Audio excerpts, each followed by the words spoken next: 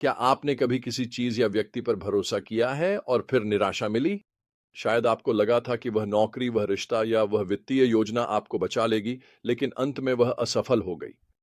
यही ठीक वही हुआ जो आज के पाठ में यहूदा के साथ हुआ।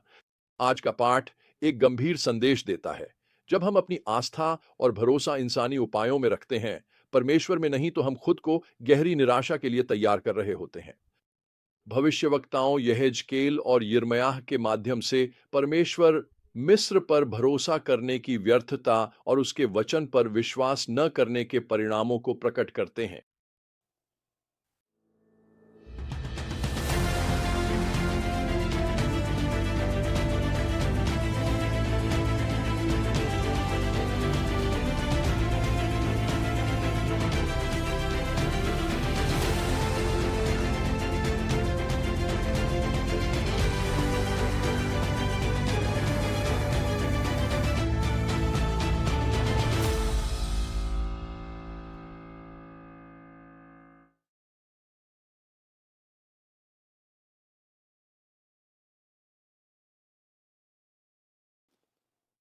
चले पवित्र शास्त्र में उतरे। यह जकेल 19 से 116 में परमेश्वर मिस्र के फिरौन के विरुद्ध एक शक्तिशाली वचन बोलते हैं। वह मिस्र को नदियों के बीच पड़ा महान दैत्य कहते हैं। वह कहते हैं वह उन पर न्याय लाएंगे। क्यों? क्योंकि मिस्र यहूदा के लिए झूठी आशा बन गया था। परमेश्वर कहते हैं तुम इसराइल के लोगों के लिए सरकंडे की छड़ी रहे हो। दूसरे शब्दों में, जब इसराइल ने मिस्र पर भरोसा किया, सहारे के लिए मिस्र टूट गया और बिखर गया, जिससे इसराइल गिर पड़ा। मिस्र यहूदा को बचा नहीं सका क्योंकि वह कमजोर, अविश्वसनीय था। परमेश्वर कहते हैं कि वह मिस्र को 40 वर्ष उजाड़ वीरान करेंगे, उसके लोगों को अन्य राष्ट्रों में तितर बितर करेंगे। लेकिन यहां एक मोड़ है। 40 साल बाद परमेश्वर मिस्र को पुनः स्थापित करने का वादा करते हैं, लेकिन वह फिर कभी प्रमुख शक्ति नहीं बनेगा। इज़राइल को यह सीखना था कि उसे मिस्र पर नहीं, परमेश्वर पर भरोसा करना चाहिए। अब आइए यिर्मयाह 37 और 38 को देखें।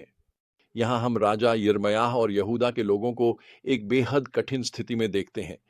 बाबिलियों ने यरूशलेम को घेर लिया था और यिर्मयाह ने यिर्मयाह के पास दूत भेजे कि वह राष्ट्र के लिए प्रार्थना करें। लेकिन यिर्मयाह का संदेश साफ है।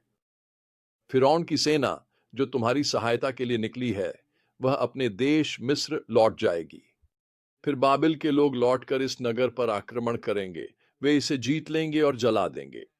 यिर्मयाह 7 और 8। फिर भी यिर्मयाह और लोग मिस्र में आशा लगाए रहते हैं। वे सोचते हैं मिस्र हमारे लिए कुछ कर देगा, शायद वे बाबिलियों को हरा देंगे। लेकिन परमेश्वर ने कहा नहीं, मिस्र तुम्हें नहीं बचा सकता। यिर्मयाह का संदेश इतना अलोकप्रिय है कि उसे जेल में डाल दिया जाता है।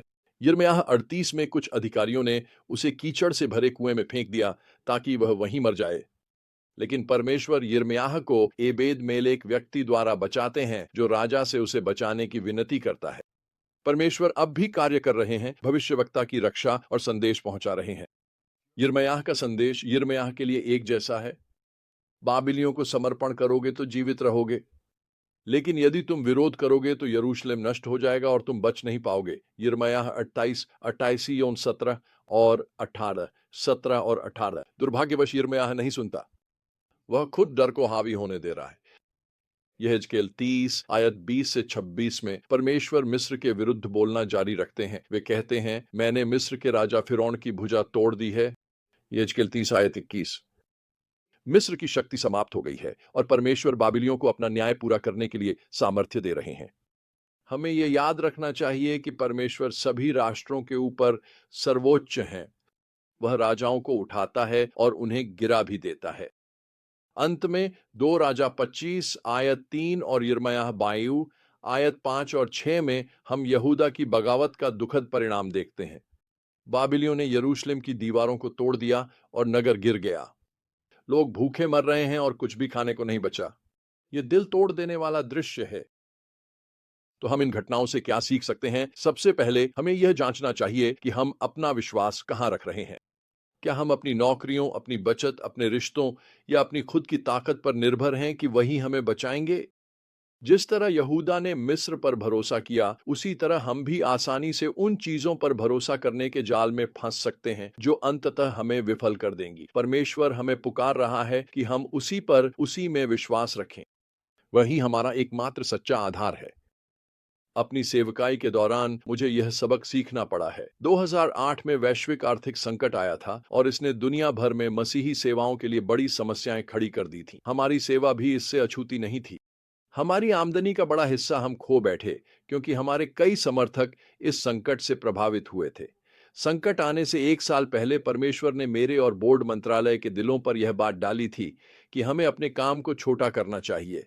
इसका मतलब था कि हमें अपनी ऑफिस बिल्डिंग बेचनी होगी, लेकिन जब तक हम बिल्डिंग को बाजार में बेचने के लिए ला पाए, तब तक वित्तीय संकट आ चुका था और बैंक ऋण नहीं दे रहे थे।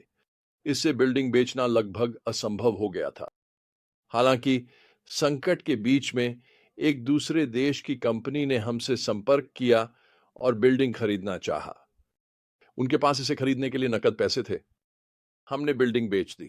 इससे न केवल हमें संकट से उबरने के लिए अतिरिक्त धन मिला, बल्कि यह 1 दशक से भी अधिक समय तक फंडिंग का स्रोत बना रहा। अगर मैंने अपनी सामान्य आमदनी के स्रोत पर भरोसा किया होता तो आपदा बन जाती। मुझे यह सीखना पड़ा कि मुझे साधन पर नहीं बल्कि प्रदाता पर भरोसा करना चाहिए। दूसरा सबक यह है कि हमें परमेश्वर की चेतावनियों को सुनना चाहिए। यिर्मयाह को यहूदा को चेतावनी देने भेजे गया, पर उन्होंने सुनने से इनकार किया। हम कितनी बार परमेश्वर के वचन को अनसुना करते हैं। शायद परमेश्वर हमें जीवन में कुछ छोड़ने, अपनी योजनाओं को त्यागने और उसकी योजनाओं पर भरोसा करने के लिए बुला रहे हैं। यह आसान नहीं, लेकिन यही सच्ची शांति और सुरक्षा का एकमात्र रास्ता है। अंत में याद रखें कि परमेश्वर सर्वशक्तिमान है। यहां तक कि न्याय के समय वह कार्य कर रहे हैं। उन्होंने यिर्मयाह की रक्षा की, वे हमारी रक्षा करने का वादा करते हैं। चाहे परिस्थिति कितनी भी अंधकारमय क्यों न लगे, परमेश्वर अब भी नियंत्रण में है। वह राख से सुंदरता और निराशा से आशा ला सकते हैं। यहूदा और मिस्र की कहानी एक शक्तिशाली स्मरण है कि कोई भी सांसारिक शक्ति हमें बचा नहीं सकती। केवल परमेश्वर ही हमें उद्धार दे सकते हैं। इसलिए उन पर भरोसा करें, उनके वचन को सुनें और उनकी प्रभुता में विश्राम करें। चाहे हम किसी भी परिस्थिति का सामना कर रहे हों, हमारे पास आशा है क्योंकि हमारा परमेश्वर विश्वास योग्य है।